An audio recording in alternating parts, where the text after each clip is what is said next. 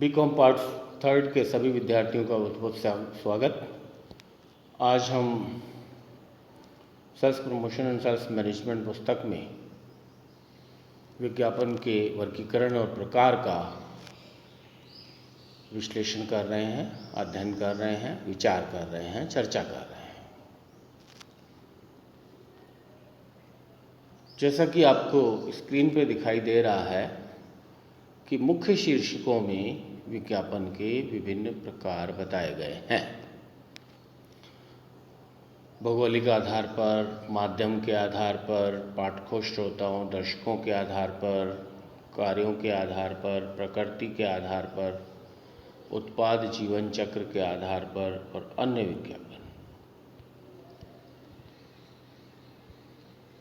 इन सब में जितने भी सब पॉइंट्स दिखाई दे रहे हैं, इनको अध्ययन की दृष्टि से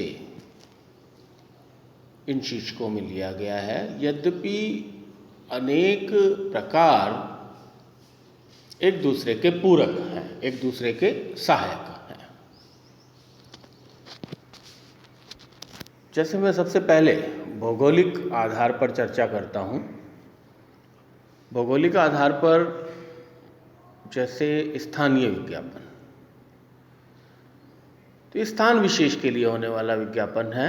छोटे दुकानदारों द्वारा अपने आसपास के क्षेत्र में किया जाने वाला विज्ञापन है, जो बैनर, पोस्टर, होर्डिंग्स आदि के द्वारा या दुकान पर भी उसका विज्ञापन किया जाता है। दूसरा प्रकार यहाँ बताया गया है क्षेत्रीय, अर्थात क्षेत्र विशेष के लिए, यानी कि राज्य को ले लें हम। जैसे राजस्थान के लिए विज्ञापन करना है तो वह क्षेत्रीय विज्ञापन कहलाएगा। इसका क्षेत्र विस्तृत हो जाएगा स्थानीय की तुलना में, और इसमें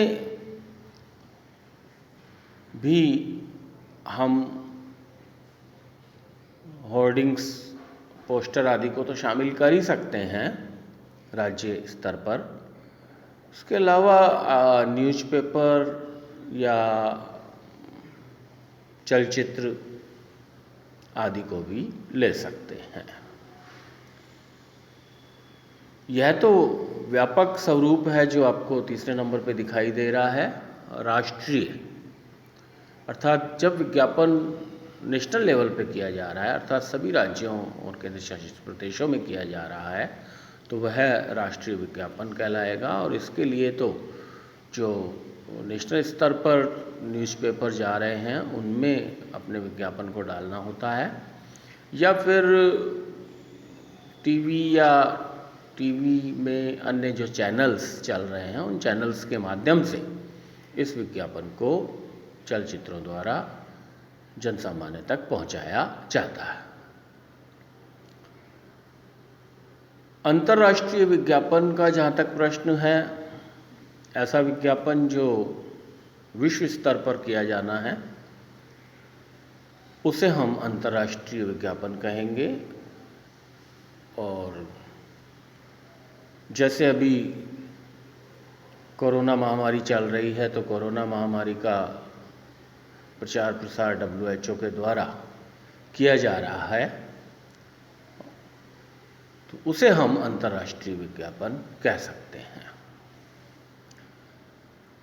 दूसरा जो शीर्षक हमें दिखाई दे रहा है माध्यम के आधार पर है, अर्थात मुद्रण विज्ञापन, छपा हुआ, जिसको हम प्रेस विज्ञापन कह सकते हैं। और प्रेस विज्ञापन में न्यूज़पेपर भी है और मैगजीन भी है। फिर चाहे जैसे इनका उपयोग कर सकते हैं, ब्लैक एंड वाइट भी दिया जा सकता है और कलर्ड भी दिया जा सकता है। स्मूथ पेपर पे दिया जा सकता है, प्लेन पेपर पे दिया जा सकता है। डाक या कोरियर द्वारा विज्ञापन भी होता है, अर्थात जो लक्षित उपभोक्ता है उसी के घर पर सीधे डाक या कोरियर से विज्ञापन भेज दिया जाता है, जिससे कि वह उसको पढ़कर जानकारी प्राप्त करता है। डायरेक्टरीज भी बहुत सी चलती हैं, जैसे टेलीफोन डायरेक्टरी या हॉस्पिटल्स की डायरेक्टरी। तो ये जो डायरेक्टरीज हैं, इन डायरेक्टरीज में भी विभिन्न पृष्ठों पर संस्थाओं द्वारा विज्ञापन किया जाता है। इसी तरह ऑनलाइन विज्ञापन से तो हम आज भलीभांति परिचित हैं। जैसे ही हम गूगल इंजन सर्च करते हैं या यूट्यूब देखते हैं या हम अन्य कोई माध्यम को इस्तेमाल करते हैं, तो उसमें भी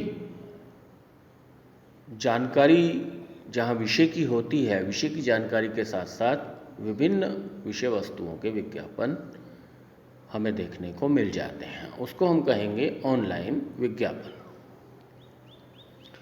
तीसरे शीर्षक में पाठकों, श्रोताओं, दर्शकों के आधार पर, अर्थात पढ़ने वाले या सुनने वाले या दर्शक, उनके आधार पर भी विज्ञापन होता है, उसको भी वर्गीकृत किया गया है। और उसमें पहला है उपभोक्ता। ये अंतिम उपभोक्ता होता है। उस अंतिम उपभोक्ता को विषय वस्तु की जानकारी उपलब्ध कराई जाती है, फिर चाहे वो पोस्टर, होर्डिंग्स के माध्यम से उपलब्ध कराई जाए, पैम्फलेट्स के माध्यम से उपलब्ध कराई जाए या चलचित्रों के माध्यम से टीवी आदि का उपयोग करके उपलब्ध कराई जाए। व्यवसाय से व्यवसाय में इस तरह का विज्ञापन होता है कि एक व्यावसायिक संस्था दूसरी व्यावसायिक संस्था के साथ मिलकर विज्ञापन करती है। इसी तरह कृषिगत विज्ञापन में एग्रीकल्चर प्रोडक्ट्स का विज्ञापन शामिल किया जाता है, अर्थात जो कृषि से जुड़े हुए साजो सामान हैं, जैसे थ्रेशर, ट्रैक्टर आदि उपकरण, उनका विज्ञापन किया जाता है, तो उसे कृषिगत विज्ञापन कहते हैं। जहाँ तक अगले शीर्षक का सवाल है, कार्यों के आधार पर प्रत्यक्ष एवं अप्रत्यक्ष प्रभाव वाला विज्ञापन, मतलब कि जब किसी विज्ञापन से डायरेक्ट उपभोक्ता प्रभावित होता है तो वह प्रत्यक्ष विज्ञापन कहलाएगा। और अप्रत्यक्ष विज्ञापन में हम व्यवसायियों को ले सकते हैं कि उनके लिए किया गया विज्ञापन उपभोक्ताओं के लिए अप्रत्यक्ष विज्ञापन कहलाएगा। बुनियादी विज्ञापन या चयनात्मक विज्ञापन में विज्ञापन की मूलभूत बातों की जानकारी दी जाती है, जिससे कि मांग में वृद्धि हो, और ख़ास करके जब वस्तु शुरुआती दौर में प्रारंभ की जाती है तो बुनियादी विज्ञापन होता है। स्मरणात्मक विज्ञापन का उपयोग जो वस्तु पहले से विद्यमान है लेकिन अब हमें लग रहा है कि हम उस वस्तु को की जानकारी को रिपीट कराएं, उपभोक्ता को वो जानकारी दोबारा से मिले, तो उस विज्ञापन को हम स्मरणात्मक विज्ञापन कहते हैं। इसी तरह अन्य विज्ञापन के स्वरूप भी आपको दिखाई दे रहे हैं। जहाँ तक प्रकृति के आधार पर उत्पादगत, संस्थागत और विचार, यह विज्ञापन के प्रकार हैं। जब किसी प्रोडक्ट का विज्ञापन हो, विषय वस्तु का विज्ञापन हो या वस्तु विशेष का विज्ञापन हो तो उसे उत्पादगत विज्ञापन कहेंगे। संस्थागत विज्ञापन अर्थात जब किसी संस्था का विज्ञापन हो, जैसे LIC अपना विज्ञापन कर रही है तो वह संस्थागत विज्ञापन कहलाएगा। जैसे अब अगला बिंदु हम लेते हैं विचार का विज्ञापन। तो जब कोई थॉट्स को चारों तरफ फैलाया जाता है, समझाया जाता है, तो वह विचार विज्ञापन कहलाता है। उत्पाद जीवन चक्र के आधार पर भी अग्रगामी। अग्रगामी का तात्पर्य यहाँ ये है कि जैसे बुनियादी विज्ञापन है उसी तरह का अग्रगामी विज्ञापन होता है, अर्थात किसी नई वस्तु की पहचान बनाने के लिए किया जाने वाला विज्ञापन अग्रगामी विज्ञापन कहलाएगा। और उसके पश्चात पोषक विज्ञापन की बात जहाँ तक आती है, पोषक विज्ञापन में उस विज्ञापन को शामिल किया गया है जो पहले से ही वस्तु मौजूद है लेकिन उसकी मांग को बनाए रखना है। इसके बाद आकर्षी विज्ञापन अट्रैक्शन के लिए है, ये उपभोक्ताओं को अपनी तरफ खींचता है। प्रोत्साहक विज्ञापन अर्थात उपभोक्ता और थोक व्यापारी, फुटकर व्यापारियों को प्रोत्साहित करने के लिए किया जाता है। इसी तरह प्रतिस्पर्धी विज्ञापन, जब प्रतिस्पर्धा में टिकने के लिए विज्ञापन किया जाता है तो वह प्रतिस्पर्धी विज्ञापन कहलाता है। अब जहाँ तक अन्य विज्ञापनों का प्रश्न है, जनसंपर्क। तो जनसंपर्क यद्यपि अलग से एक विपणन माध्यम है, लेकिन फिर भी जनसंपर्क विज्ञापन में भी शामिल किया गया है। इसमें यद्यपि व्यक्तिगत रूप से कोई व्यक्ति प्रचारित प्रसारित नहीं होता, लेकिन जनसंपर्क द्वारा भी विज्ञापन होता है। वित्तीय विज्ञापन में वित्तीय संस्थाओं द्वारा किया जाने वाला विज्ञापन है। कर्मचारियों की भर्ती के लिए किया जाने वाला विज्ञापन भर्ती विज्ञापन कहलाता है। जब किसी संस्था द्वारा माल क्रय करना हो और उसका टेंडर निकाला जाए, उसको छपवाया जाता है या उसकी जानकारी दी जाती है तो वह निविदा विज्ञापन कहलाता है।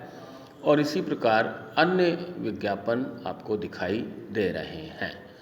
एक विज्ञापन पर और मैं चर्चा करूंगा जिसको सैरोगेट विज्ञापन के रूप में यहाँ लिखा हुआ है। सैरोगेट विज्ञापन का मतलब है कि जब वस्तु इस प्रकार की हो जो किसी के लिए